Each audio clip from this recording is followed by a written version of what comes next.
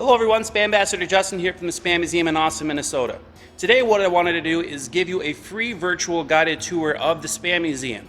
With everything going on, I know you're looking for more to watch because you've already binge watched all the shows that are out on TV. So what I want to do is give you something extra to watch via social media here. Now, we're going to go ahead and start off with everything going on, COVID-19. What we wanted to do is help give back. Now, a way we've been doing that, Hormel Foods has actually supported local restaurants. So they are purchasing meals every day from local restaurants just to keep them above water. Now, what we're doing with those meals, well, we're not going to eat them ourselves. So what we decided to do is just give them out to the senior citizens of Austin, Minnesota. So we are delivering these meals with the help of smart buses. So you'll see all these boxes here. Kind of a cool thing that we're doing. It's a ton of meals daily, and we're very proud to be a part of this project, and it's just super proud of being a part of this community and helping out, giving back the way we can. So why don't you go ahead and come on with me, and we're going to start with the history section right over here. So here we are in the history section of the SPAM Museum. Now, SPAM is a Hormel Foods product, and it all started with that man right there, George A. Hormel. Now, George Hormel, his father and his mother, John and Susanna, were German immigrants and settled in Buffalo, New York, like most German immigrants did at the time, then later on moved to Toledo, Ohio. Now, growing up, George is the oldest boy of 9 other brothers and sisters. So he kind of took it upon himself to help his family out as much as he could. One of the jobs that he has was actually shining shoes. Another thing that he did, he actually had a paper route at a very young age where he'd get up at 4 in the morning every morning just to get on this paper route, and then he would go to school right after. Now, at the age of 16, he actually quit school and moved over to Illinois to work for his uncle, Jacob Decker. Now, Jacob Decker, John G. Hormel, and nephew of the packing house retailer, George A. Hormel seemed destined for the meat industry. He cashiered, delivered, butchered, packed, and shipped meat. He traveled buying hides and wool. Now, on the road, George often gambled at cards, and, well, he lost pretty much all the time. Wasn't that good at it. Finally, ready to settle down, he landed in the town he found enchanting, Austin, Minnesota, right here. He put aside the cards and made bets on the success of his meat packaging business. So, it all started right here in Austin, Minnesota in 1891. His first venture happened to be this thing right here, the provision market. Now, he partnered with the man in the top right corner there, Albert Friedrich. Now, Albert's first love was in retail. George A. Hormel, the production of ham, sausage, bacon, and other products. They divided their duties accordingly, but still different on which was the most important aspect of the business. So friction mounted, and after a few years, Frederick and Hormel split. So George took charge of the slaughterhouse, quickly adding a retail provision market to sell some of its products. Now, what's interesting about this provision market, it actually started right across the street from the SPAM Museum. It's now the building called Twice as Nice. So again, it all started right down here in Austin, Minnesota. Now, going back to the wall, in 1894, George found this old creamery right down the Cedar River. Now, the reason why it was an important location for the business was because this is before refrigeration was a thing. So what he would do, they would actually harvest ice, and the ice would flow down down to the river to the slaughtering house, right as you see here in 1894, and that's where they would harvest the ice. So again, this is before refrigeration, so this is the best way to do it, and it was a perfect location. 1901, they were actually able to build onto that. As you see here, we call this Plant 1. So this is the original Hormel plant that we had. This is actually right around the same location as our current plant is now, but our current plant is obviously 100 times bigger. Now, George is very hands-on with the business. To show you that, this gentleman in the right corner right here, that's George Hormel with the big old meat cleaver. His employees really respected him just because how hands-on with the business he was. He didn't hang that knife up per se till later on in his career. Here's a nice little picture of them in the corporate office. And by the way, no, right here, that's not a giant TV screen. That's a chalkboard. I know, I thought the same thing first too, but again, this was 1901. Now, there's only been 2 CEOs with the Hormel name. That is, of course, George and his wife Lillian, and their only son, Jay Hormel, who we're going to meet right in a second right here. So the man you see standing in the suit and tie here, that's Jay Hormel, the only son of George Hormel. Now, growing up, a lot of people thought Jay was going to be one of those rich, snobby kids because his father, George, was very wealthy, especially around here in Austin. But he was the exact opposite, always finding a way to make his own dollar or two, whether it was shoveling driveways, mowing lawns, shining shoes, much like his father did. He wanted to make his own money.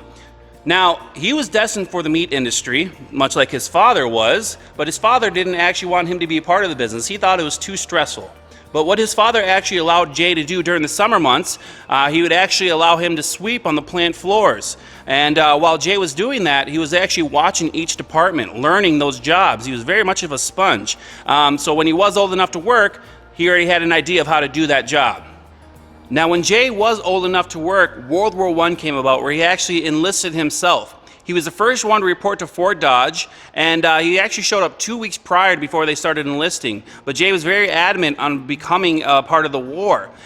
George's brother, Ben Hormel, was actually in the Spanish-American War.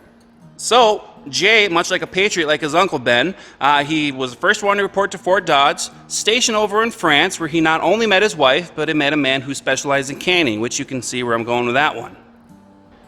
Now, when Jay returned home from the war, he wanted to work for his father, but his father actually sent him to Princeton University. While at Princeton University, for about 2-3 years he was there, Jay actually failed all of his classes. Now, it wasn't because Jay was not smart. Jay was very both book and street smart. The reason why he failed all of his classes, George actually wrote a letter to the dean of Princeton and said, "What's going on with Jay? I know I have a smart kid here. Why is he failing all of his classes?" The dean actually wrote back and basically said Jay has actually started his own laundry business, and he actually has employees working for him. So he was managing this laundry business the whole time he was in school. So that's where all his focus and dedication was going to.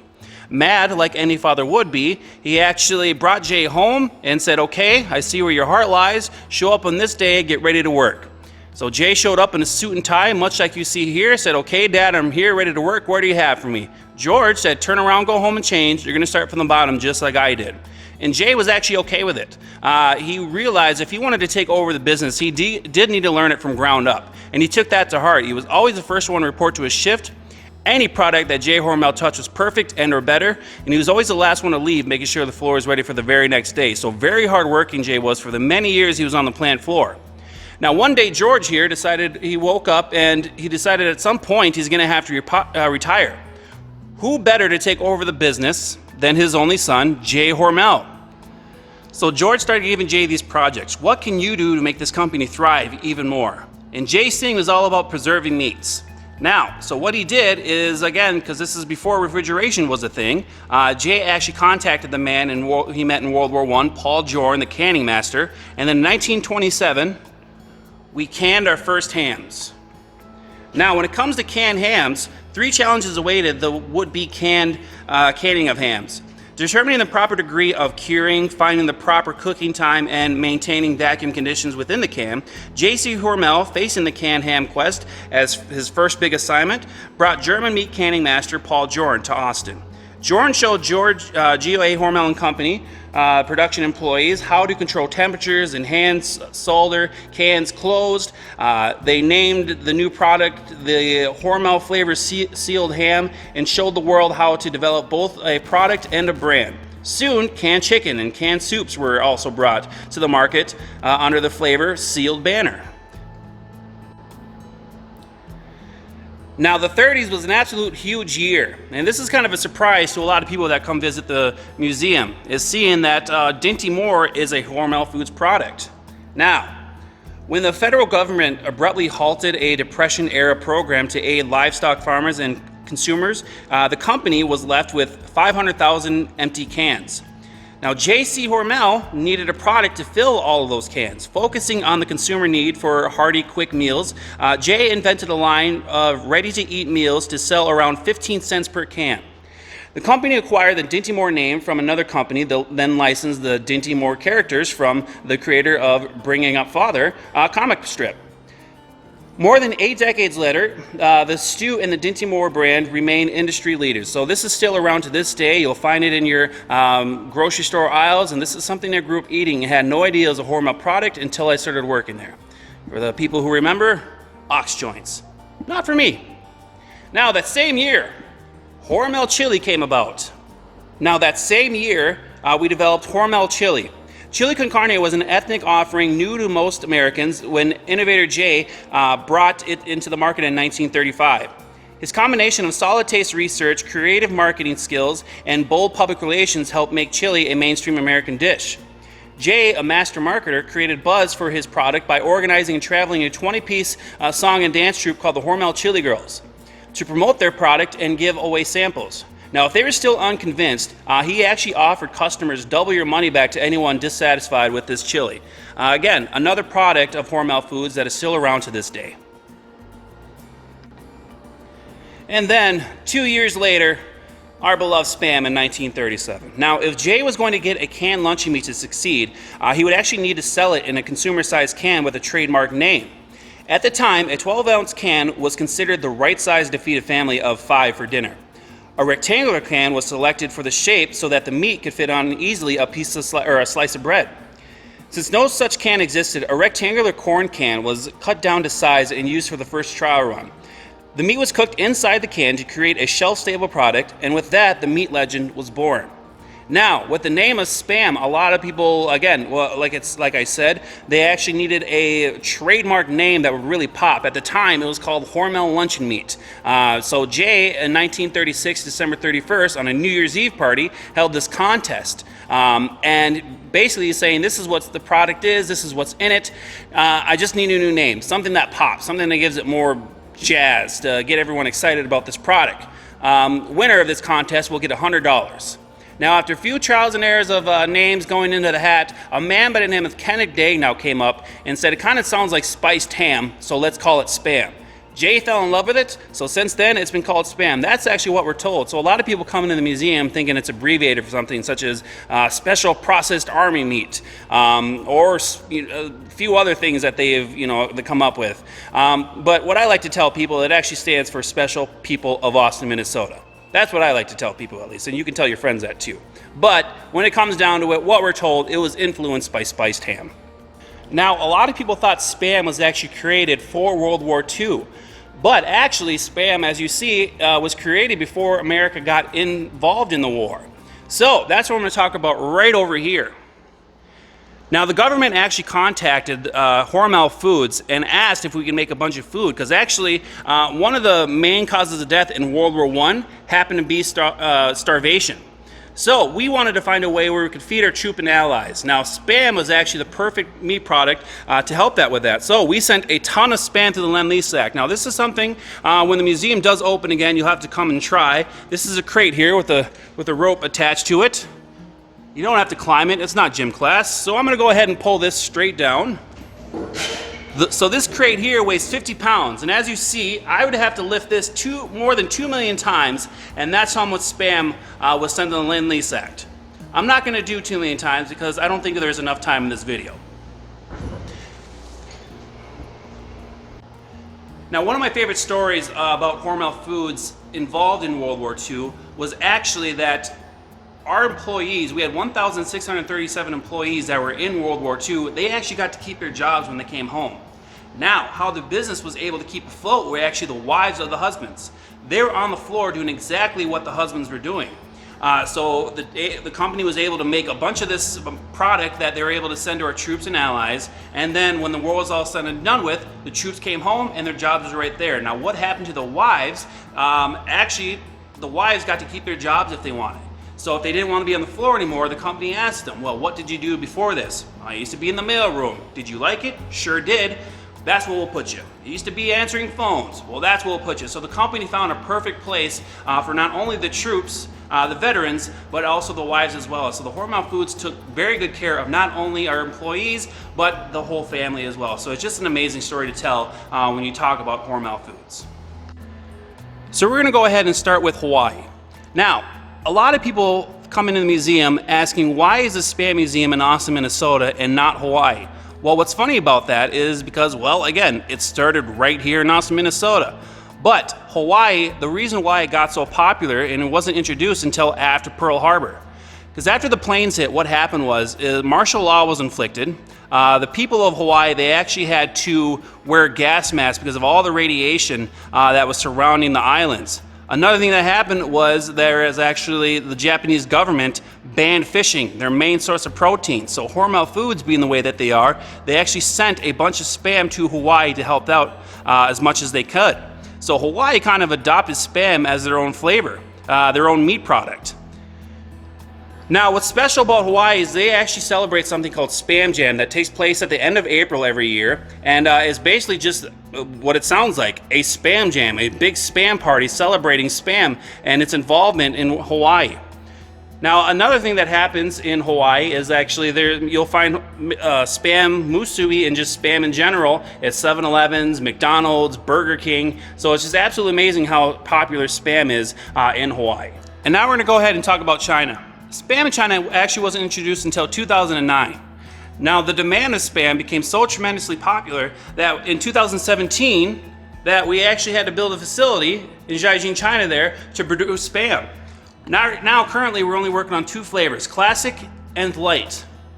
Also, you can find Skippy peanut butter and Shangdun being produced in China. So, Hormel Foods is really pretty much all over the world here. Now, going right across the way, we have Latin America. Over 12 varieties of Spam products are sold in over 20 countries between Mexico, Central America, South America, and the Caribbean. Panama consumes the most Spam products in Latin America. Thanks to the Panama Canal, Spam products can easily be shipped around the world. Just so we all know, pavo translates to turkey in English. Now, South Korea. South Korea is our second biggest consumer around the world. They eat a lot of Spam. South Korea and Hawaii consider Spam the way us Americans here consider steak. Now, since Spam is licensed over in South Korea, you'll be able to find Spam that you won't find here in the States, items such as kimchi fried rice with Spam, classic fried rice with Spam, sausage spicy stew with Spam. These boxes here make up 80% of the Spam sales. They're a very popular gift. They're about $75 American, and it's just absolutely amazing how popular these gifts are. You'll find them during Lunar New Year, weddings, bachelor parties, birthdays, anytime. It's just a very popular gift, like I mentioned. And these are the boxes that they will come in. Now, the Philippines. The Philippines is fun to talk about because they're actually our biggest export. Now, we actually have our own flavor dedicated to the Philippines called Tocino. Here at the museum, we like to call Tocino Spam Candy just because of how sweet that flavor is. And when you fry it, you actually have to fry it with water. And what the water does, it actually caramelizes the meat. It's just absolutely amazing how popular. We see a lot of Filipinos here come through the Spam Museum. And they're always very excited to get here. Now, we've had a lot of interesting things happen here in the Spam Museum. We had a gentleman knighted, but he was the self-proclaimed number one Spam fan in the world. He was actually knighted by our old mascot, Sir Canalot. That was something. One of the biggest things that have happened here in the museum happened to be, well, this right here. Now, I'd like to introduce you to Mark, and also his wife, Anne. Now, as you see, they're obviously getting married here at the Spam Museum. Now, normally we don't do weddings, birthday parties, because we like to avoid chaos here as much as we can. But the reason why we had to have a special wedding for Mark and Anne is because this man here legally changed his middle name to Mark I Love Spam Benson. Legally. It had to be approved by the Queen and everything. So, how could we say no to a spammy wedding? We got to planning. Our international brand manager, Janie Sherman, got her marriage license, so she officiated the wedding. We call her the Spam Minister. There's no short of Spam puns around the museum here. As you see, they were just as happy as can be. Her brother actually watched her get married because they only brought their 2 daughters and the UK brand manager and themselves. So her brother here actually watched her get married on the train on the way to work over in the UK. It was definitely a fun time for all of us, definitely a first for all of us. I don't think any of us here at the museum have ever been a part, or probably ever will be a part of a Spam wedding again. So for their honeymoon, we actually sent them to Spam Jam in Hawaii. Now, we've been told if us SPAMbassadors go down to Hawaii, we're treated like royalty down there. But Mark and their 2 daughters, boy, were they celebrities down there signing autographs and everything. And we were more than happy to do that for them, and it was just an amazing time for them. He was just happy as can be to be here, and as you see, they were both, and the whole family was, it was just an amazing time for each one of them. Now, one of the crazier things that have happened here at the museum, well, not just here in the museum, but kind of the Spam fan world, is that we had a new flavor developed that was only sold for a limited time. Yes, folks, I'm going to talk about pumpkin spice Spam. Now, pumpkin spice Spam was only sold for a limited time. In 2019, it was a limited edition flavor. They only sold so many of it, and as you see, it sold out in only 7 hours. The best way to describe this flavor is actually, the way I like to describe it, I got to try some. If you're having waffles at home and you're having sausage links with it and your sausage link falls into the syrup, that's exactly what it tastes like. Very good. You can now find it on eBay, but you're gonna have to pay a pretty penny for it. Now, another thing I wanted to point out is this Black Label Bacon Bike. Well, why do we have a motorcycle here in the museum? Well, who doesn't love a motorcycle? Also, it has a Black Label Bacon label on it. That's kind of cool as well. Now, what makes this even more cool is that it was actually built from scratch by 2 gentlemen in Minneapolis, Minnesota, and it drove from Minneapolis to LA, Los Angeles, California, all on bacon grease. You heard me correctly. This is a biodiesel fuel that ran just off bacon grease. And let me tell you, this is probably one of the coolest rides that you'll ever see in your life. I mean, who doesn't love bacon? I'm sure when you start it up, it smells like bacon as well. And now that I've gone through the history of Hormel Foods, you're thinking, wow, what humble beginnings, and man, it's crazy how Spam has grown so much. Well, another thing I wanted to show you is how Hormel Foods has grown its portfolio over the years. Now, one thing our founder, George A. Hormel, said was diversify, diversify, diversify.